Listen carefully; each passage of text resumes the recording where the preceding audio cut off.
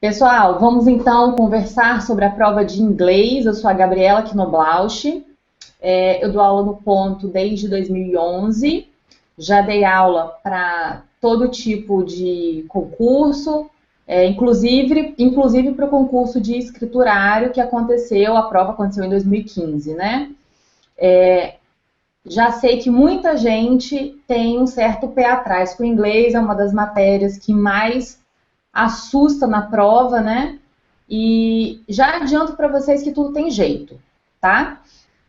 Eu já fiz minha listinha do que a gente precisa conversar hoje. Esse webinário dura 1 hora e é 1 hora que a gente vai aproveitar bastante, tá? No final do webinário, eu passo para vocês meus contatos para quem precisar tirar alguma dúvida que não seja possível ser respondida hoje, tá bom? Pessoal, vocês já tiveram acesso ao material? Eu já aviso que a aula do webinário hoje é a mesma aula que vai ser estudada na nossa aula 1. Porque hoje eu tenho várias coisas para conversar com vocês, explicar como é o curso, então não dá tempo de ver a aula assim, no detalhe, como a gente vai ver quando a gente estiver na aula 1, tá? Então hoje é aquela passada geral, algumas partes eu vou explicar mais profundamente, mas a gente vai conversar bastante também sobre a prova de inglês e sobre o curso, tá bom? Então, pessoal, vou compartilhar com vocês o material. Então vamos lá, vamos conversar, pessoal. Vou mostrar primeiro para vocês como é o curso, tá?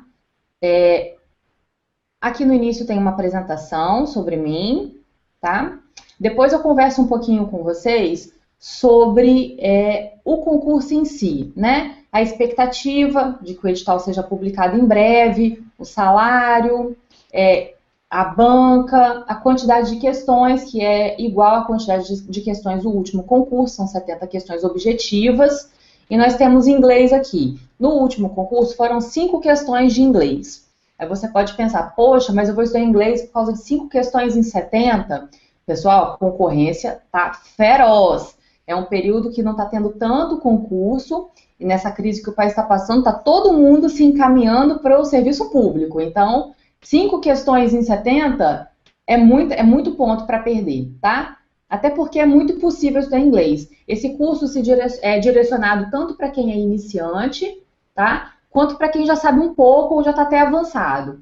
O iniciante, por que atende o iniciante? Porque eu parto do pressuposto na aula de que você não sabe nada, de que você não sabe nenhuma palavra. E por que também atende quem já é avançado? Porque além do curso ser completo, eu foco bastante no vocabulário técnico, tá? Mesmo quem já fez curso de inglês nesses cursos livres, né, costuma não ir bem na prova de inglês se não estudar especificamente para concurso, em razão do vocabulário técnico. Quando a gente estuda inglês ou na escola, né, quem estudou inglês na escola ou quem viu inglês em curso livre, já fez aula de inglês, tem conhecimento do inglês, do idioma, consegue às vezes até conversar, mas não conhece o vocabulário que cai na prova. E aí vem um texto de economia, porque é uma área bancária, então vai vir um texto de algum assunto ligado a banco, a economia, e às vezes a pessoa não domina aquele vocabulário.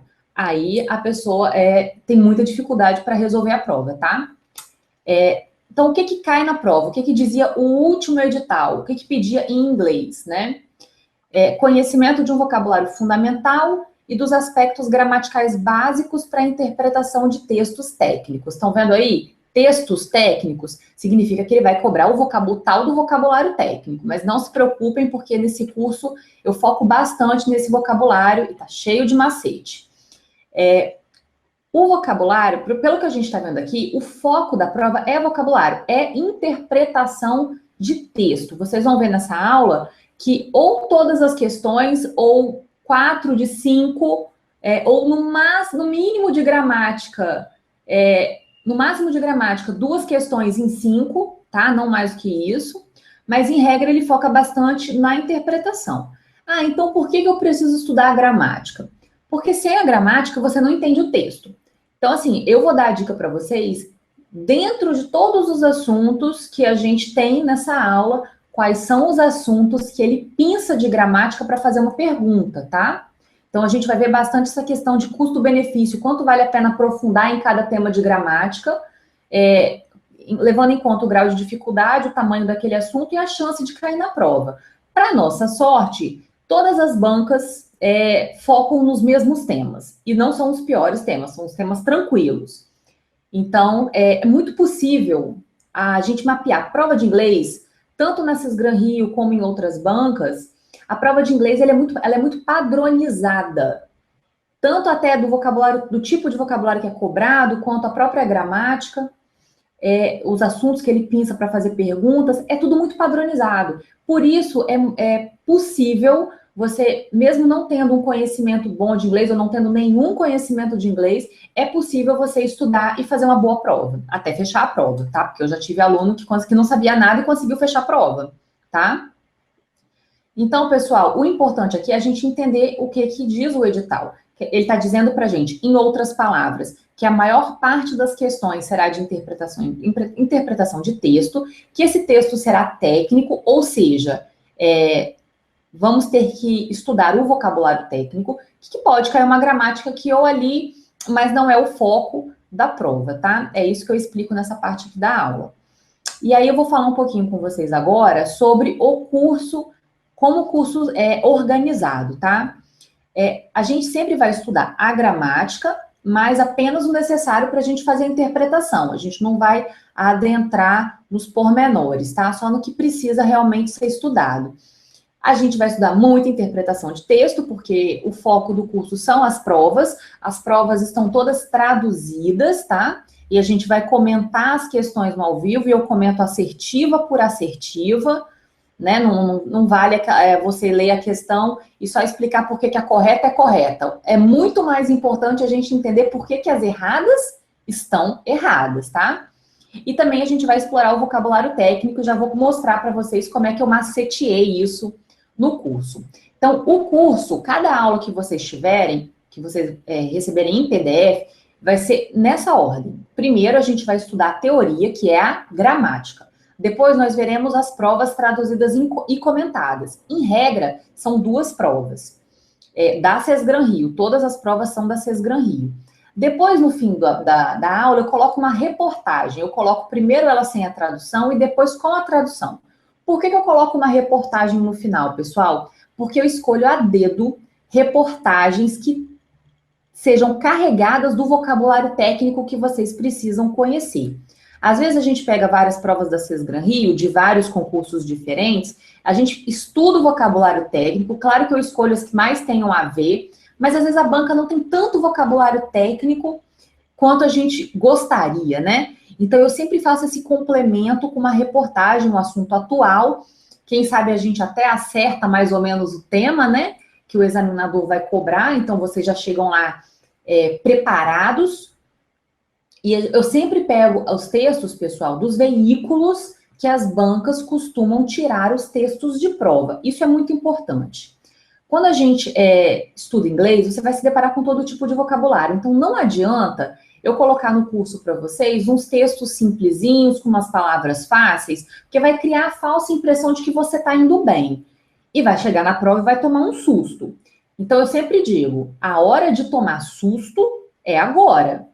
É quando a gente tem tempo para aprender, né? A hora da prova não é hora de surpresa.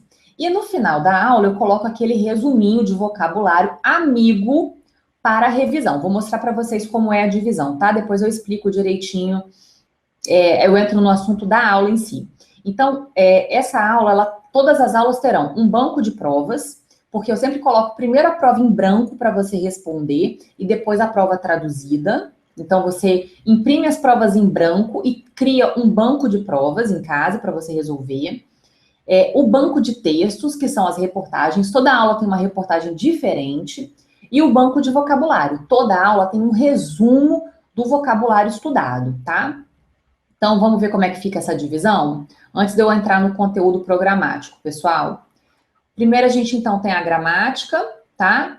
E eu sempre coloco desse jeito, pessoal. Sempre que eu puder colocar um mapa mental, um desenho, qualquer coisa para deixar a informação mais agradável para você aprender mais rápido, eu sempre faço. Então, a gente tem essa parte de gramática, que depois eu vou passar com vocês, hoje ainda, tá? Tá vendo? Eu sempre coloco os quadrinhos, é tudo muito resumido, tudo que dá para botar numa tabela eu coloco, tudo, inclusive da gramática, a gramática tá em português, tá? E as palavrinhas que a gente tem que aprender da gramática estão traduzidas também, com muito exemplo, sempre com muito exemplo. Tudo que eu falo, estão vendo? Eu coloco um exemplo para vocês e o exemplo está traduzido, tá? Tudo isso, pessoal, foi pensado para acelerar o aprendizado de vocês, porque vocês também têm outras matérias para estudar e o tempo é curto para todo concurseiro, né? Então, olha só, viram ali como é que aparece a gramática. Agora vem o banco de provas. Eu sempre coloco uma prova, estão vendo? A prova está em branco, sem tradução, sem nenhuma resolução. Coloco a prova em branco para vocês, como vocês estão vendo. Depois eu coloco, ó, que beleza, quem dera se viesse assim no dia da prova, né? Coloco ela toda traduzida. E nas aulas a gente vai estudar palavra por palavra, expressão por expressão, tá? E é assim que a gente vai ganhar um mega vocabulário em tempo recorde. E aí vem as questões. As questões estão com a tradução, tá com a marcação em vermelho da assertiva correta, e o comentário a gente vai fazer na aula ao vivo, tá? Então, depois vem a prova traduzida, aí tem a outra prova, em regra eu coloco 2 provas por aula, tá? A prova novamente, a segunda prova em branco, depois a prova traduzida, só para vocês conhecerem, pessoal, a estrutura da aula, porque ela se repete, tá? Depois vem a reportagem, estão vendo aí a reportagem em branco, sem tradução, isso aqui é um tema recente. Depois nós temos a reportagem traduzida, também para a gente ganhar tempo e vocabulário. E agora o macetinho do final. Aí tem o vocabulário do texto e o vocabulário da aula. Isso aqui ajuda muito na hora de revisar. Muitos alunos têm dúvida. Ah, como que eu estudo? Como eu estudo inglês? Eu leio o texto em inglês, eu leio o texto e depois a tradução, eu primeiro decoro as palavras do vocabulário e depois eu leio o texto. É uma das dúvidas que vocês mais enviam para mim. Eu sempre digo que a melhor maneira de você aprender, ganhar vocabulário, é lendo o texto. Primeiro você lê o parágrafo sem a tradução, depois você lê a tradução. Entendeu isso? Vai para o parágrafo seguinte. Então, você vai ler em inglês e em português, em inglês e em português.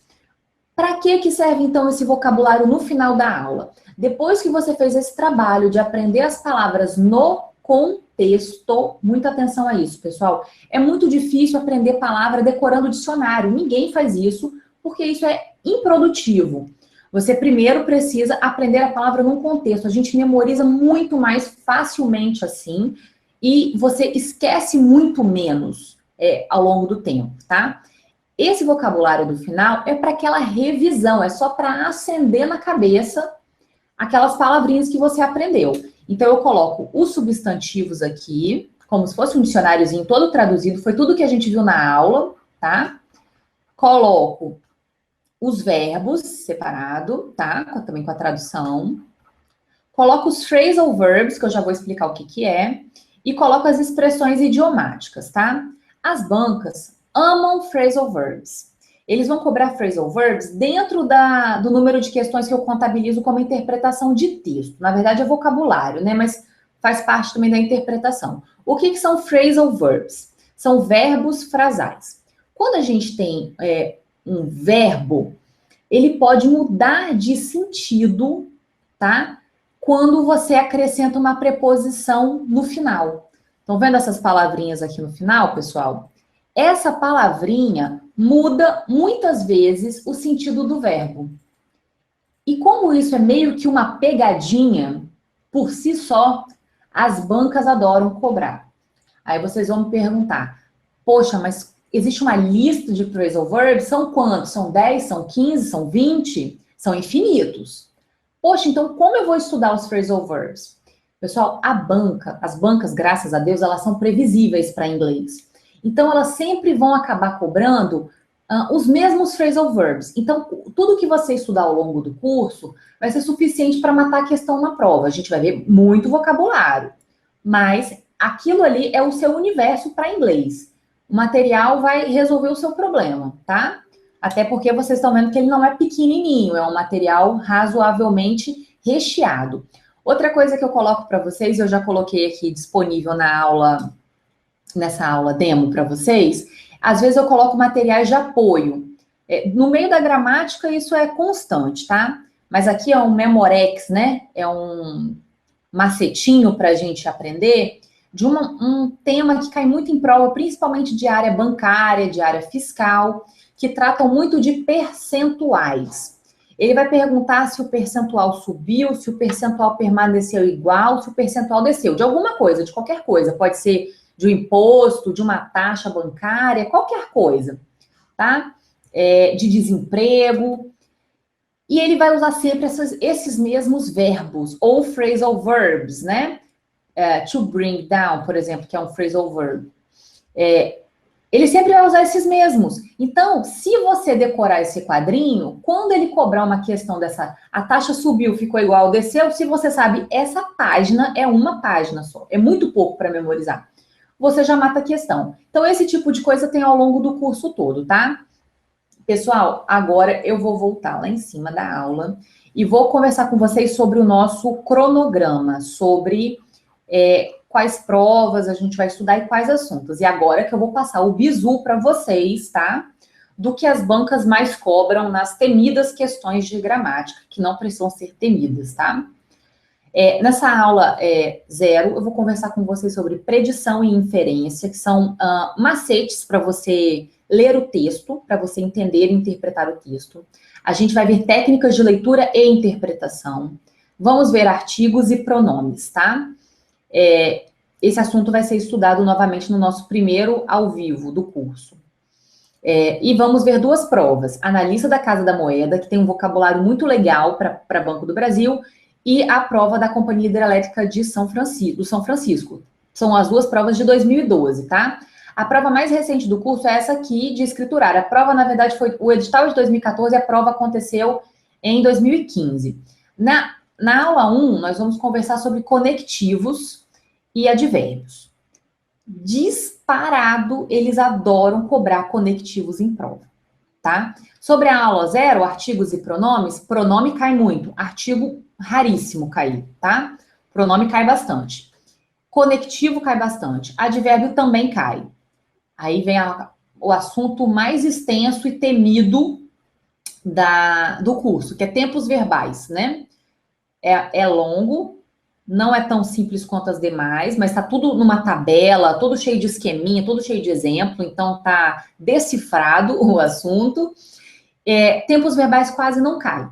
Por que a gente tem que estudar tempos verbais? Para você entender o texto. O que é importante saber de tempos verbais? Se o verbo, se o texto está no passado, no presente ou no futuro. Mas você não precisa saber que, em regra, tá, gente? Tudo pode acontecer, banco é imprevisível, mas estou falando que estatisticamente, praticamente não vejo cobrança. Você não precisa saber o tipo de passado, o tipo de presente, o tipo de futuro. Você tem que saber só se é passado, presente ou futuro, tá? Então, isso é tranquilinho. E aí temos provas de 2013, temos o assunto quantificadores, modais e preposições. Quantificadores cai de vez em quando, preposições, ele não pergunta especificamente aquela preposição, ele vai cobrar se você entende aquela preposição no phrasal verb, tá? Naquele assunto que eu falei com vocês de phrasal verbs, de verbos frasais. Agora, qual é o assunto top de gramática em qualquer prova de concurso de qualquer banca, inclusive Sesgran Rio, inclusive prova do Banco do Brasil, modais. Disparado. Modais é o assunto que mais cai. Modais é um assunto difícil? Não, modais é um assunto fácil. Reza para cair modais. Não fica com medo, não. Muita gente tem medo, mas reza para cair modais, porque eu fiz um resumo maceteado para vocês de 1,5 páginas, não tô brincando. 1,5 páginas, que é exterminador de questões. Com aquilo ali você mata, tá? Depois eu mostro para vocês esse quadrinho de modais. Outro assunto na aula 4, comparativos e superlativos e condicionais. Cai muito esse tema de gramática? Não, não é o tema que mais cai, tá? Então, por enquanto, vamos revisar, pessoal. O que eu falei para vocês que cai muito? Pronomes, conectivos, modais. Esses são os 3 assuntos campeões de aparecer em prova. Num segundo momento, advérbios, tá? Mas, como eu disse, todo assunto de gramática é importante para interpretar o texto. Eu estou falando com vocês sobre o que cai, questão especificamente da gramática. Cognatos e falsos cognatos, prefixos e sufixos. Isso aí é um assunto de gramática, mas que nos ajuda com vocabulário. O que é prefixo e sufixo, pessoal? Vamos revisar. Quando a gente fala power, que é poder, e a gente depois diz powerful, o sufixo full tem o sentido de cheio de. Então, cheio de poder. Powerful, poderoso, tá? Então, prefixo é o pedacinho da palavra que vem antes da palavra que a gente está falando, no caso, power, tá? Viria antes. E o sufixo é o pedacinho que vem depois, tá? Falando assim bem, grosso modo, é o pedacinho que vem antes, o pedacinho que vem no final da palavra. Que às vezes muda o sentido da palavra, que às vezes não, que sempre muda o sentido da palavra, tá? Dizendo que tem pouco ou tem muito, por exemplo, fear. Fear é medo. O sufixo less nos diz o contrário do full, do sufixo full.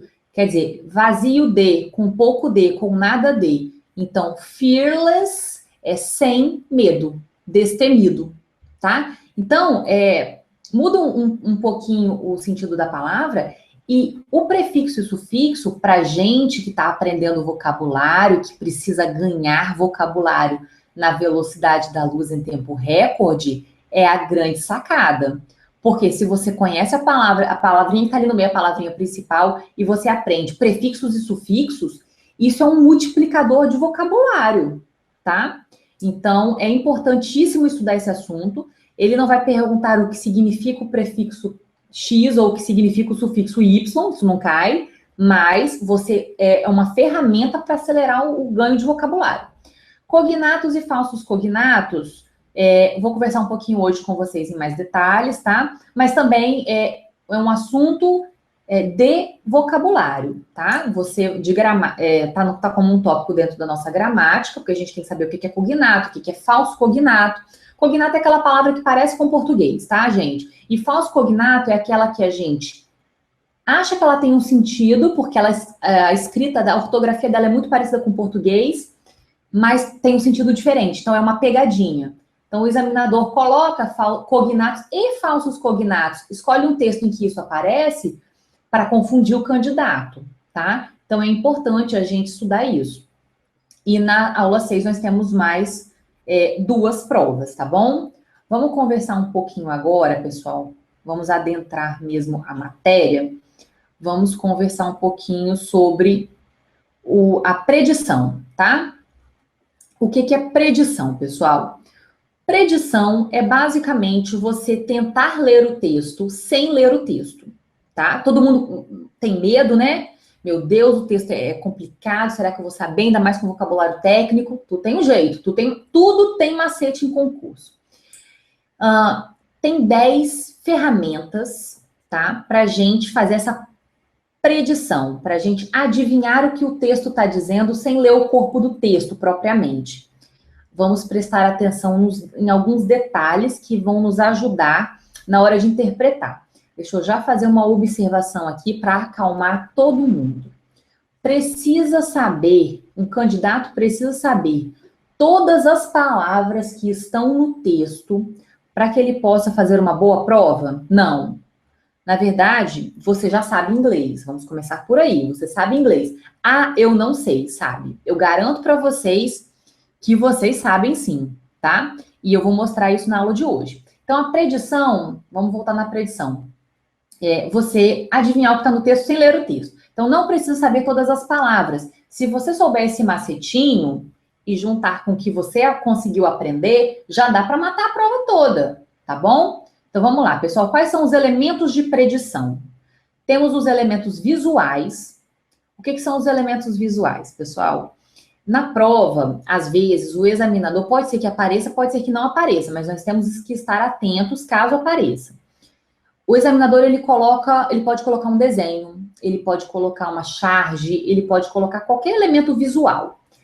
Se a gente prestar atenção no elemento visual, a gente descobre muitas vezes o assunto. Para quem está duvidando, vou dar um exemplo. Temos aí a capa da revista de economia The Economist, né? Para quem não sabe inglês, treme quando vê um negócio desse. E banca adora matéria do The Economist, Washington Post, New York Times, Financial Times. É de lá que eles tiram. Então, pessoal, olha a capa do The Economist, da revista The Economist. Brazil's Quagmires. Fala, nossa, eu só entendi Brazil's, né? O que é Quagmire? Quagmire é atoleiro, lamaçal. Só que você precisava saber o que era Quagmire para entender? Tem uma passista na lama, pessoal. Se você viu a passista na lama e você leu o Brasil, você pensa, nossa, o Brasil tá mal. A situação do Brasil não tá boa, não. Né? E essa é a mensagem da matéria dentro da revista. O Brasil tá no atoleiro, né? Então, se o examinador fornecer um recurso visual, já fica ligado, usa a predição, já tenta pescar alguma informação dali, porque se faltar vocabulário na hora, o desenho vai te ajudar. Outra coisa, o título, o outro elemento de predição, o título e o subtítulo. Você não precisa ler o texto. O que é o título, pessoal? Título e subtítulo é um resumo do assunto principal do texto, certo? É isso. Então, às vezes, você está tendo dificuldade de entender o texto em si, mas se você entende o título e subtítulo, você entendeu o quê? Você entendeu a ideia central. Muitas bancas gostam de perguntar qual é a ideia central do texto, para ver se você entendeu o sentido principal. Essa resposta vai estar 100% dos casos, 100%, no título, subtítulo e primeiro parágrafo.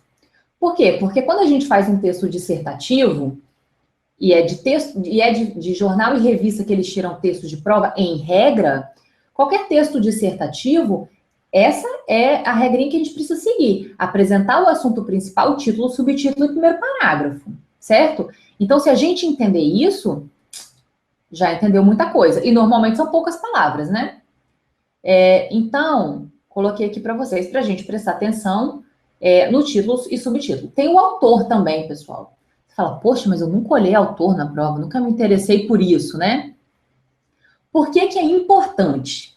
Bom, primeiro, onde é que vai estar o autor? Ou o autor vai estar embaixo do título, no cantinho, ou 99% dos casos, ele vai estar embaixo do texto, tá? Numa letrinha menor.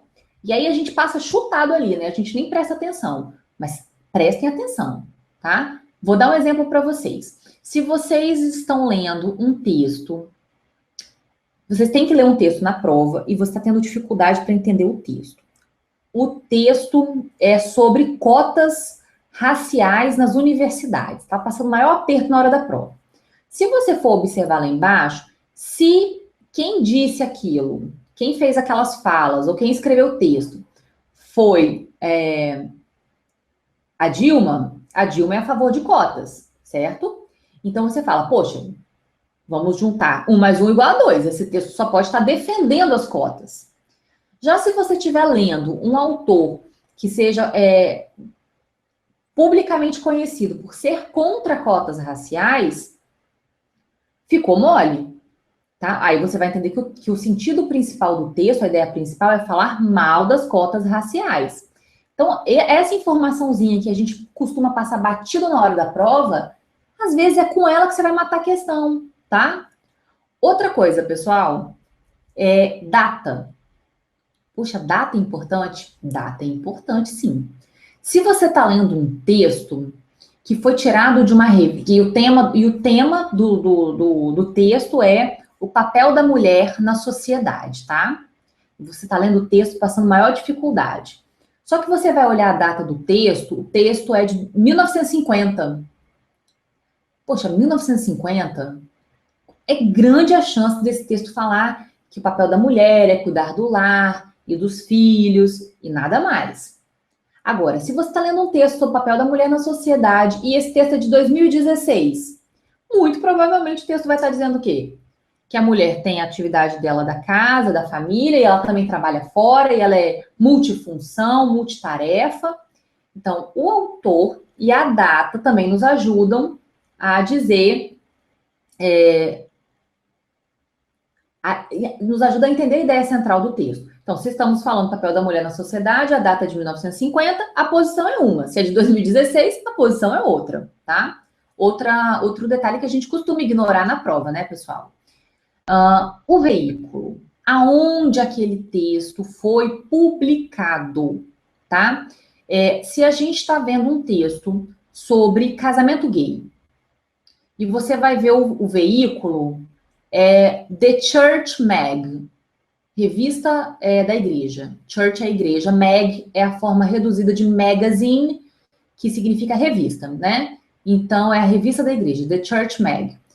É grande a chance desse texto falar contra o casamento gay, certo? Porém, se nós estamos lendo um texto sobre esse assunto no site Gay Times, existe esse site, gente, gaytimes.com. Se você está lendo o site no Gay Times, tá? Muito provavelmente o texto vai ser a favor do casamento gay, certo? Então, estão vendo como a gente tem vários elementos na prova que costumamos não prestar atenção, porém que nos dão informações valiosas que às vezes podem render uma questão? Então, vamos ficar ligados nisso. Vamos ver os outros 5 elementos de predição, pessoal. Tipologia textual. Se aquele texto, eu já vi até questão especificamente sobre isso, perguntando, prova do Senado já perguntou sobre isso.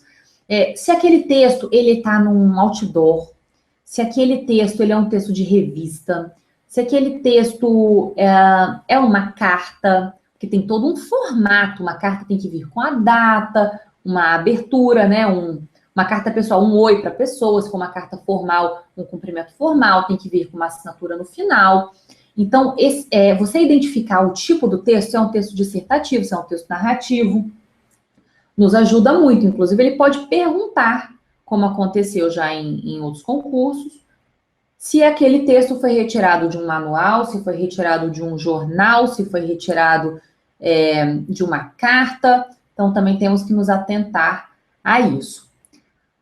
Agora, palavras cognatas e números. Gente, isso é a salvação da lavoura de vocês, tá? Também os estrangeirismos e as palavras conhecidas. Vou falar tudo isso para vocês agora com um exemplo.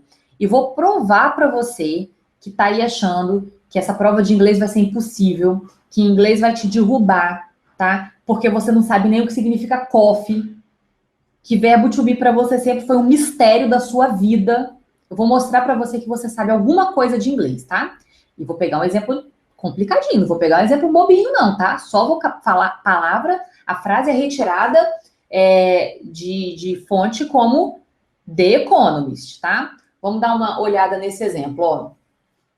Brazil's economy is in bad shape. The scenario is gloomy and experts say that the crisis is going to continue until at least 2017. Caracas, né? Não sei nada de inglês, quanta palavra de inglês, que desespero. Pessoal, vamos procurar primeiro pelas palavras cognatas, tá? Cognata é aquela palavra que a escrita, que a ortografia dela é muito parecida com português. Então, Brasil com Z, você entendeu que é Brasil. Economy, tá claro que é economia. Scenario, te lembra o quê? Cenário, e significa isso mesmo. Experts. Experts é um estrangeirismo. A gente roubou a palavra experts do inglês. Como a gente roubou outdoor, como a gente roubou ketchup, a gente roubou várias palavras do inglês, né? E experts é uma dessas palavras. Os especialistas, os experts em alguma coisa, como a gente diz em português. Então, se você somar as palavras cognatas com os estrangeirismos, você já tem um certo vocabulário. E aí, continuando, nós temos crisis, tá? Que também significa crise, portanto, uma palavra cognata. Continue, que é o verbo continuar, também é uma palavra cognata. Então, entre as cognatas e o estrangeirismo ali, você já pegou um monte de palavra da frase. Já deu para, no mínimo, entender por alto do que se trata, tá? Por que eu grifei a palavra bad para vocês? Que não é nem um estrangeirismo, nem uma palavra cognata.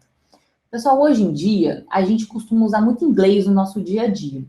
E a gente começa a misturar até inglês com português. Vocês devem conhecer a expressão, poxa, tô chateado, tô triste, tô afundado na bad. Você tá mal. Então, se você somar também, ó, vamos lá, vamos contabilizando o que você já sabe.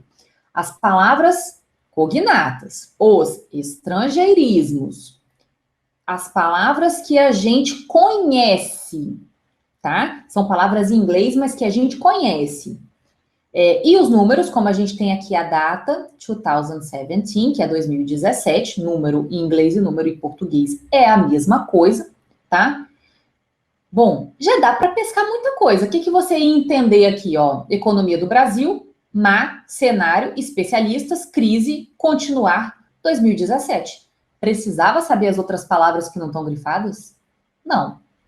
Já deu para entender tudo. Na prova, muito provavelmente acontece isso, gente. Muito complicado um candidato ler o texto e falar, nossa, muito fácil, tranquilo, entendi todas as palavras. Você vai entender uma parte, outra parte você não vai entender. Claro, vamos trabalhar para que você entenda o máximo possível, mas não se apavore se você não entender tudo. Dá para entender o texto e matar questões, inclusive fechar a prova com isso, tá? Então, acabei de provar para vocês, vamos voltar aqui para o nosso mapa mental, a importância das palavras cognatas, dos números, dos estrangeirismos e das palavras conhecidas. Só falta conversar com vocês sobre um tópico, uma ferramenta, um elemento de predição, que é o conhecimento prévio. Pessoal, as bancas gostam de pegar assuntos que estão bombando no momento. Então, se você conhece aquele assunto em português, é muito mais fácil você entender um texto sobre ele em inglês. Já se você pegar um texto em inglês sobre um assunto que você nunca viu na sua vida, nem em português, se tivesse em português, você não teria entendido. Estão pescando que eu tô querendo, aonde eu estou querendo chegar? Se você tem conhecimento sobre os assuntos que vão provavelmente aparecer na prova, a chance de você se sair bem no entendimento do texto em inglês é muito maior, tá? Eu coloco isso aqui para vocês, a importância do conhecimento prévio, que a gente chama de background, outra palavrinha que a gente rouba do inglês, né? O background, o que você já tem, o conhecimento prévio. Então, por exemplo, assuntos que estão bombando no momento são os assuntos que eu vou colocar para vocês lá na reportagem, lembra que eu falei? A gente tem que saber o vocabulário técnico. Agora, a prova, ela pode... o texto mistura vocabulário técnico com um tema geral. Não é um texto seco, só vocabulário técnico. Pode ser um texto falando, por exemplo, que a economia do Brasil está em crise, ou seja, um assunto geral. E aí ele vai entrar em pormenores que vão esbarrar num vocabulário mais bancário, para explicar a crise, tá? Um texto mais técnico sobre a crise. E aí é assim que ele mistura o conhecimento geral e o vocabulário técnico num texto só, tá bom? Então, pessoal, é muito importante que vocês leiam sobre os assuntos, tenham um conhecimento geral legal, para que vocês possam ter mais chances de compreender o texto em inglês. Então, conversei com vocês até agora sobre os 10 elementos de predição. A predição é aquela adivinhação, de uma certa forma, do assunto tratado no texto, sem a gente ler o corpo do texto em si, tá? Isso aí já vai ser um enorme quebra-galho na vida de vocês. Peguem uma prova, experimentem fazer com os elementos de predição na cabeça, que vocês vão ver que a situação fica diferente. Inferência, pessoal. Inferência, não vou entrar muito no detalhe, porque o nosso tempo já está correndo e eu preciso falar muita coisa com vocês ainda. Mas as bancas, às vezes, perguntam, nós podemos inferir do texto que... E aí eles vão perguntar, vão dar as assertivas, né?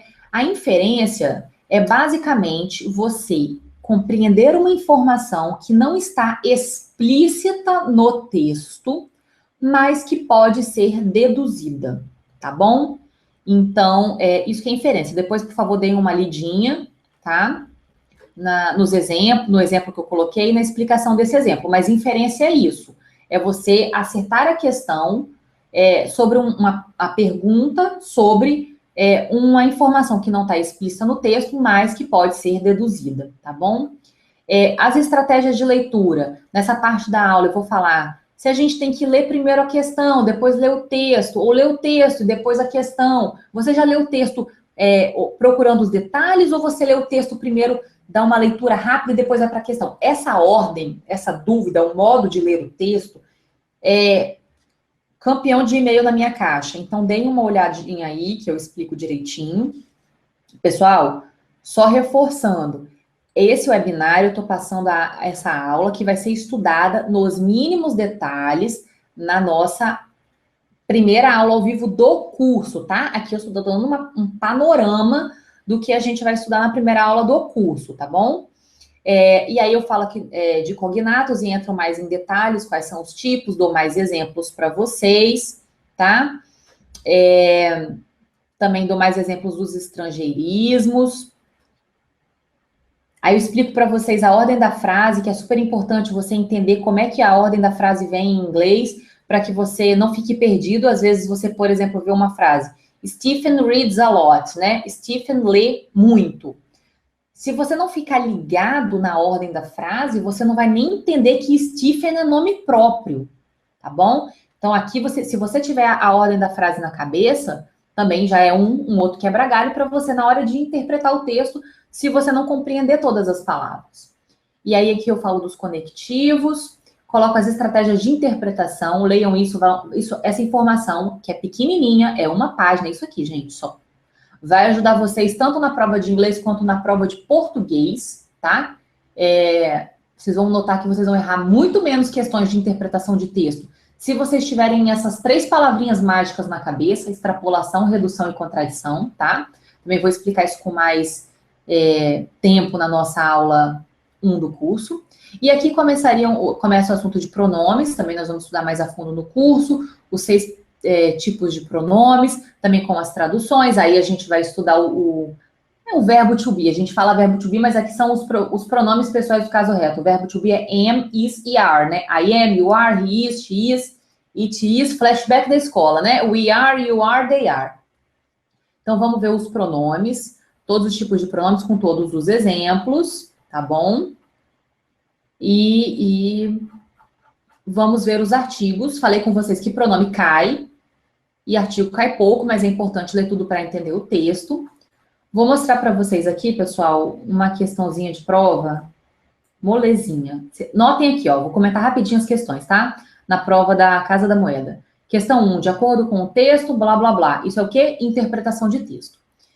Depois, uma outra questão de vocabulário. Ele pergunta se a ideia da palavra em negrito pode ser substituída pela palavra que está em parênteses. Então, uma questão de vocabulário.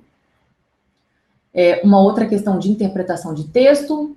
Uma outra de interpretação de texto. E a última também, aqui ele pergunta como uma outra forma de dizer essa frase. E aí ele já esbarra mais na gramática, porque ele começa a mexer com tempos verbais. É assim que vai ser cobrado, se for cobrado tempo verbal, tá?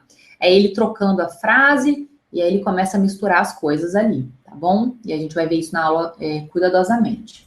Aí depois vem a provinha aqui toda traduzida. Vamos ver a prova 2, que tem uma questãozinha que eu quero destacar para vocês,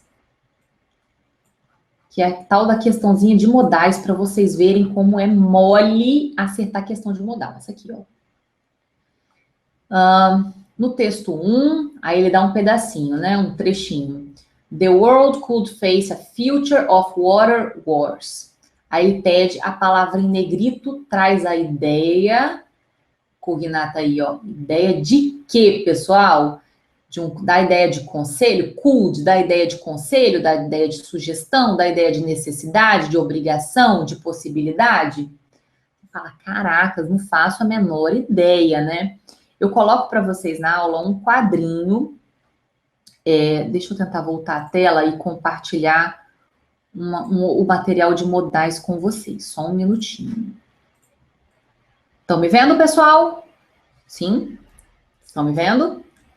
Então, eu vou mostrar para vocês rapidinho como é que eu resumi esse assunto de modais e vou explicar para vocês porque que ele é mole, tranquilo, tá?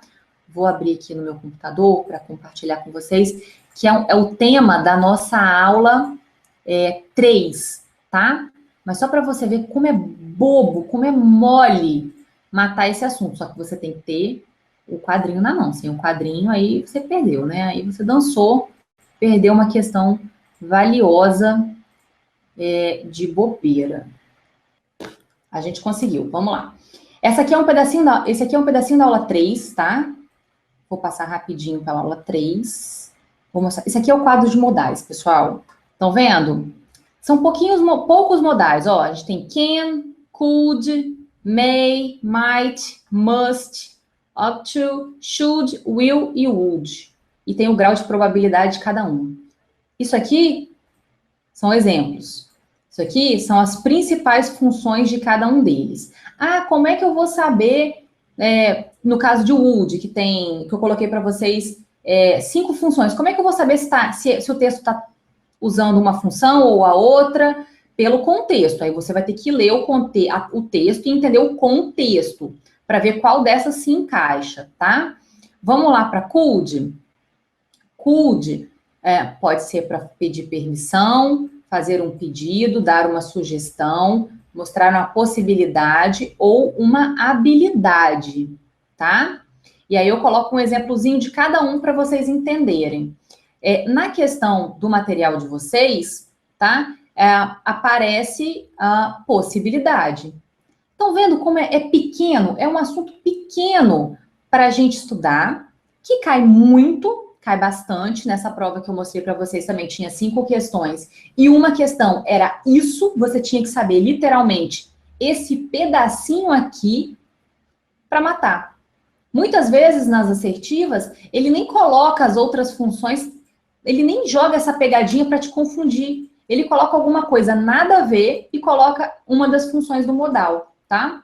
Então, como é que vai saber, revisando, pessoal, como é que vai saber se é um ou outro aqui desse quadrinho aqui de possibilidades, né, de sentido do modal? A gente vai saber pelo contexto. Precisamos ler a frase e entender no contexto o que aquele modal está querendo dizer. A questão sempre vai colocar, quando for sobre could, ele vai colocar todas essas funções aqui para vocês ficarem bastante em dúvida? Não, muitas vezes não, tá? Então, ali naquela resposta do material, could com o sentido de possibilidade, que é um sentido que aparece bastante, tá? Pessoal, vou voltar aqui para conversar com vocês. Vamos ver.